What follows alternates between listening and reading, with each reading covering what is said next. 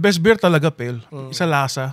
Totoo. Sabi I think mas gusto ko nga siya sa imported, like yung Budweiser, Hoegaarden. Mas masarap yung Pilsen. Hindi ko alam kung bakit. Ba talaga? Tsaka siguro dahil kinalakihan natin. Pero, well, going back, maraming salamat sa pagpapaunlak sa invitation ko. Kasi talagang, totoo lang, sa mga namimit ko sa Tiny Bar, sa'yo talaga ako super interested na makapodcast. Kasi nga, yung persona mo, like pag nakikita ka sa Tiny Bar, you're very introverted na...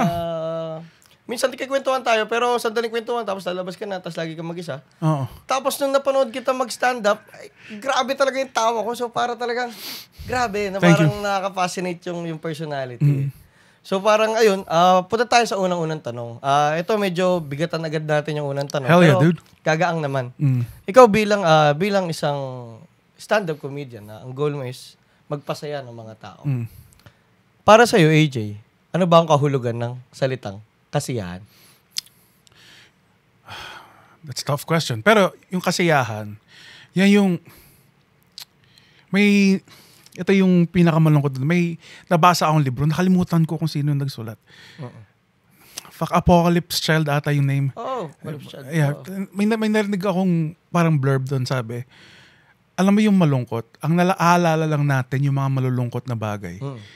Kasi kung yung ligaya, like, mas naalala lang talaga natin yung...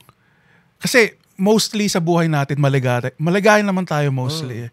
Ang natatandaan lang natin yung mga malungkot na bagay. Kaya pag tumatanda tayo, yun lang naaalala natin, nakakalimutan natin yung masasaya. Yung masasaya. Tapos ang naalala natin yung malungkot. Kaya kung may makikita ka medyo matanda, yun, malungkot sila. Yan yung for me, yung abstract interpretation ko ng ligaya, a thing na we take for granted. A thing na very fleeting siya. Kaya kung tumatawa ka, dapat nandun ka na sa moment na yun. Totoo yun. Isulitin mo na kung natawa ka, tawa ka lang. Kahit na anong joke yun, dude. Totoo. Hawakan mo, lasapin mo kasi mawawala rin yan balang araw. Tsaka yun yung sobrang amazing sa trabaho niyo mga stand-up comedian. Kasi technically, pag napatawa mo yung isang tao, technically, subconscious niya yung pinagalaw mo eh. Kiniliti mo yung subconscious niya na hindi mo mapipili yung sarili mong basta na lang tumawa.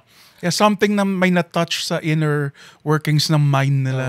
That's fun. Kaya sa totoo lang sa akin, ang mga real na comedian talaga, is talaga may genius sila eh. Na parang, yun nga, yung dati naman ng linya na mas madali magpaiyak kaysa magpatawa eh. Diba? Kaya para talagang doon nakaka-fascinate yung